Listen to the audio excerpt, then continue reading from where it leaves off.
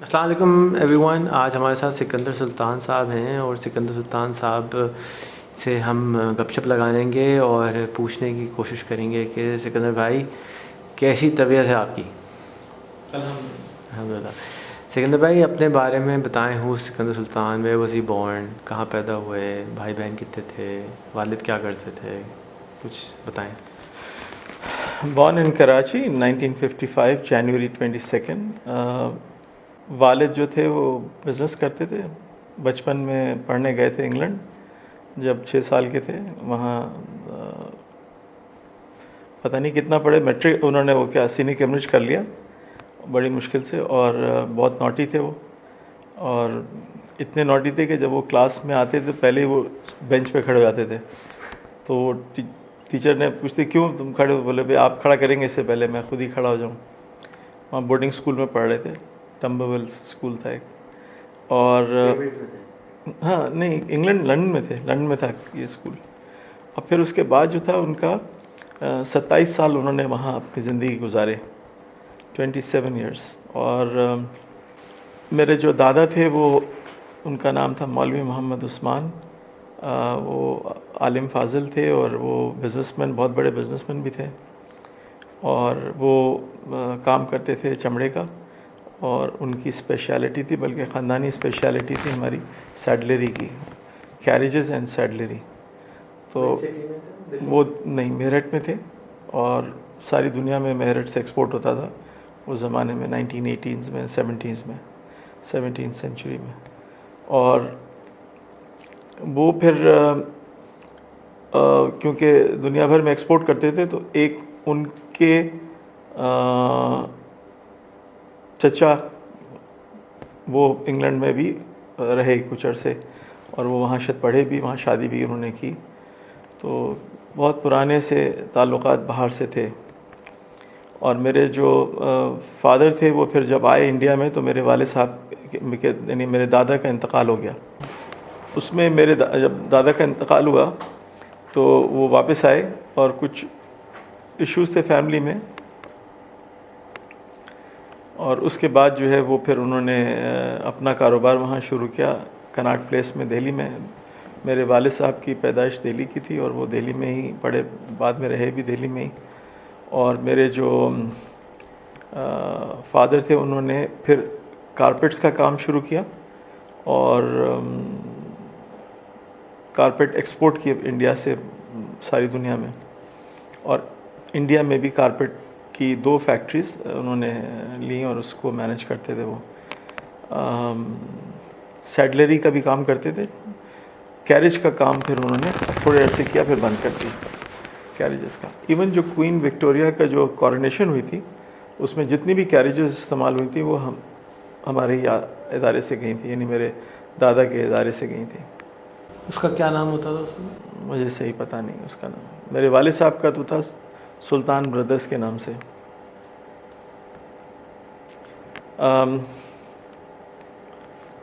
भाई बहन आपके कितने थे? मेरे 5 भाई और 3 बहनें थीं।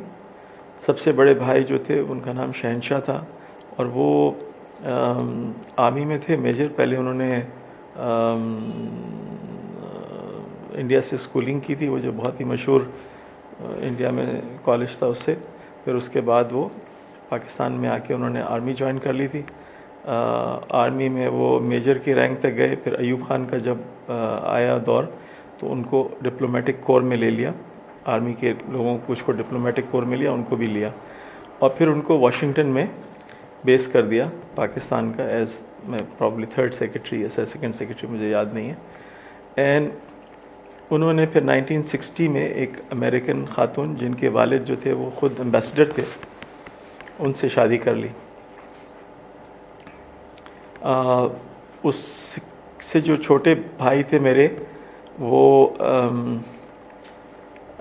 अपनी एजुकेशन के बाद उन्होंने कराची रेस क्लब में स्टाइपेंडी स्टूवर्ड के तौर पे वो फ़राइज़ अंजाम दिए, और वो कमेंटेटर भी थे। और वो फिर इसी में रहे। फिर उसके बाद वो 1970 में अमेरिका चले गए, और वहीं उन्होंने अपनी मैन्युफैक्चरिंग फैसिलिटी खोली फूड्स की। और वहाँ वो सुल्तान के नाम से एक ब्रांड काफ़ी फूड प्रोडक्ट्स बना के बेचते हैं।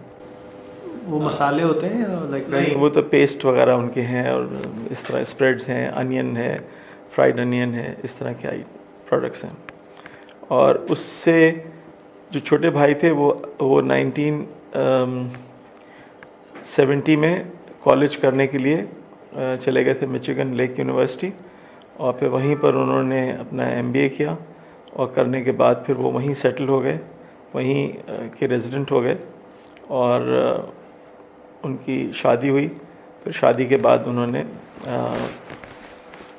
पाकिस्तान वापस मूव होने की कोशिश की, लेकिन वो उसमें सक्सेसफुल नहीं रहे बिकॉज वो इतने यूज्ड टू हो गए थे अमेरिकन लाइफ के। फिर जब उनकी बड़ी बच्ची बड़ी हुई तो फिर उन्होंने दोबारा डिसाइड किया कि वो पाकिस्तान आ जाएंगे, तो इस तरह वो वापस आ गए। He was a sales person, very good sales person. Minolta में उनको अवार्ड मिला था for being the highest revenue sales person in whole of North America, और उनका कैरियर भी उसी में रहा, सेल्स में। बाद में उन्होंने फिर अपना बिज़नेस शुरू किया एंड उसी के अंदर थोड़ा बहुत वो करते रहे हैं। अब वो यहीं हैं? आजकल वो यहीं हैं जहाँ। तो आपके अब्बा जो थे वो, आप बता रहे थे कि चढ़ गए जाते थे टेबल के ऊपर कि पनिशमेंट मिलेगी पहले से ही, तो उससे आगे बाद फिर क्या हुआ? वो तो मेरे वालिद साहब जो थे वो थोड़े से नॉटी थे अपने बचपन में ना, तो वो अपनी सुनाते थे हमें कहानियाँ कि मेरा इतना मतलब था कि मैं बहुत ही नॉटी था क्लास में। तो वो अपनी इस तरह की स्टोरी सुनाते थे जिसमें कि वो बताते थे कि भाई तुम लोग नॉटी हो तो ऐसी कोई बात नहीं है, तुम एक्चुअली आई एम नॉटी, तुम इसकी वजह से तुम लोग भी नॉटी हो, तो इसमें कोई ऐसी डरने वाली बात नहीं है, ठीक है, यू विल बी ओके। बहुत ही लिबरल थे। ही was a writer, a poet. Ghalib के बहुत ही शदाई थे, इकबाल के भी, लेकिन गालिब बहुत ज़्यादा अबूर था गालिब के ऊपर, और ख़ुद भी शायर थे और ख़ुद भी राइटर भी थे। उनका कमाल ये था कि वो रोज़ाना एक किताब पढ़ते थे, डेली 1 बुक, नावल हो या बुक हो, एवरी डे, एक दिन में ख़त्म कर देते थे।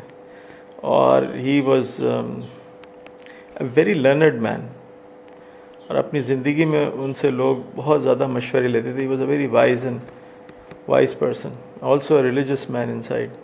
तो यहाँ आए थे वो पाकिस्तान? जी, पाकिस्तान में। ही पास्ड अवे इन 1979। तो he had a very different personality than what I have seen around myself since I am mature. Never met a man like him who is so multifarious and who holds ground on so many accounts. He could talk on anything because he was so well read and so absorbed. So वो उनमें फ़र्क मैंने देखा। वो यहाँ आए तो यहाँ भी कारपेट का काम किया? यहाँ उन्होंने मुख्तलिफ़ काम किए। मेरे वालिद साहब बेसिकली जब यहाँ आए थे तो फिर उन्होंने शुरू में कारपेट का काम किया लाहौर में, उसके बाद फिर यहाँ आए, यहाँ उन्होंने कॉन्ट्रैक्ट्स वगैरह लिए, दुकानें ख़रीदी, प्रॉपर्टी का बहुत उन्होंने काम किया। प्रॉपर्टी पाकिस्तान बनने के फ़ौरन बाद प्रॉपर्टी ख़रीदी, प्रॉपर्टी में इन्वेस्ट किया, काफ़ी जगहें जो थी वो किराए पे थी इस तरह से। और फिर उन्होंने पार्टनरशिप कर ली एक पारसी थे अर्जुना, उनके साथ, तो उनके साथ भी कुछ पार्टनरशिप में चला। उनका एक सॉल्ट का वर्क था, सॉल्ट का काम था, उसमें भी पार्टनरशिप थी। तो is that what Shan salt is? No, nothing to do with Shan. ठीक है। अब आप पैदा हुए कराची में, पढ़ाई कहाँ करी? मेरी जो इनिशियल पढ़ाई मुझे याद है वो जेनिंग्स प्राइवेट में थी, जो कि यहाँ PACC जो आजकल है कराची में, उसके वहीं था वो, और वहाँ मेरी अर्ली एजुकेशन हुई। फिर उसके बाद मैं सेंट पैट्रिक्स में चला गया, और सेंट पैट्रिक्स में फिर मैंने स्कूल भी वहीं से किया, कैम्ब्रिज सेक्शन से। फिर उसके बाद कॉलेज वहाँ से किया, और फिर उसके बाद मैंने पढ़ाई जो थी वो IBA का इवनिंग प्रोग्राम शुरू कर दिया था। इवनिंग क्यों, दिन में क्यों? इसलिए कि मैं काम करना शुरू कर दिया था मैंने। I was working in the morning. क्या करते थे? काम करना मैंने इनिशियली मैंने स्टार्ट किया था बहुत। मेरा जो पहला काम था, जो कि मैंने इमीडिएटली आफ्टर, मेरे ख्याल से मेरी इंटरमीडिएट में क्या होगा याद नहीं पड़ रहा मुझे सही, लेकिन प्रॉब्ली इंटरमीडिएट या स्कूलिंग के बाद किया था या इंटरमीडिएट के बाद, वो था हेवंस फ्रूट बास्केट। मैंने फ्रूट बास्केट्स बनाई थी। उस ज़माने में कराची में 6 सुपरमार्केट्स थी, उनमें वो बास्केट्स हमने रखी थी। 10 रुपए की बास्केट थी, उसमें अच्छे खासे फ्रूट्स हुआ करते थे। और वो आइडिया ये था कि लोग जो हॉस्पिटल्स जाते हैं या घर जाते हैं उनको एक मिक्स फ्रूट की पूरी बास्केट मिल जाए। एक्सीलेंट है। It was too far ahead of times. तो वो फिर सब लोगों ने बहुत दिन फ्रूट खाया, मोहल्ले वालों ने भी और हमारे रिश्तेदारों ने भी और हमने भी। अच्छा, तो आपको कितने दिन खड़ा होना पड़ा क्लास में? आपके अब्बा तो नॉटी थे। नहीं, मैं तो I think I was star student when I was young. I was a monitor through out my career and when later on in my years maybe my class grades were not so great, but as a leader I was always I was always considered one of the few people who were very daring in the class. खतरनाक थे? नहीं नहीं नहीं, बिल्कुल नहीं। I was not. तो गुस्सा करते जी? गुस्सा कैसा था आपका? नहीं, गुस्सा नहीं था। मैं तो स्काउट्स में था।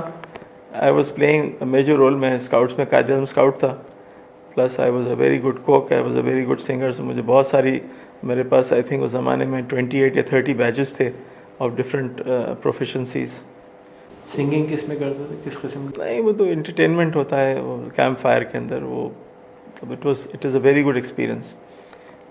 Scouting it makes I think a person much better equipped to run in the world than somebody who's not been in this movement. काफ़ी रगेड हो जाता है आदमी, उसको काफ़ी ऊपर नीचे वो सो सकता है, ऊपर नीचे रह सकता है। It's very good as a training guide, it's very nice. तो हेवंस बास्केट जो है वो फेल हो गया, उसके बाद what was next? Heaven's Fruit Basket के फेलियर के बाद मुझे बचपन से शौक था फोटोग्राफी का। I think the first award that I got in photography was in class 6th, and from there onwards मेरा art भी बहुत अच्छा था, तो I was getting first prizes in art and also in photography. Even I think when I was in college I was a photographic secretary or something like that. वो सारा में काफ़ी I used to manage that. फिर मेरा उससे shift होकर cinematography में हो गया interest. So I was like actively doing films. और मुझे बहुत अर्ली पार्ट में प्रोफेशनल असाइनमेंट मिले फिल्मिंग के। नेचुरल फ्लेयर था। फिर मैंने सीखा भी फिल्मिंग, और मुझे काफ़ी यहाँ पर उस ज़माने में लोग आते थे कोर्सेज कराने के लिए बाहर से, PACC में, गोयत इंस्टीट्यूट में, इसमें। तो उसमें I use to attend those seminars and workshops. तो उससे मेरी काफ़ी इंटरेस्ट और ज़्यादा कल्टिवेट हुआ। तो I chose film making as my career. अब डांट पड़ेगी हमारी फिल्म की क्वालिटी के ऊपर डेफिनेटली हमें। आई डोंट नो, मैं तो सब भूल गया हूँ। बट फिर ये हुआ कि उसको हमने उसको एज अ प्रोफेशन चूज़ कर लिया, and I started making films professionally. पहले मैंने how old were you? I just passed my inter when I went from college onwards.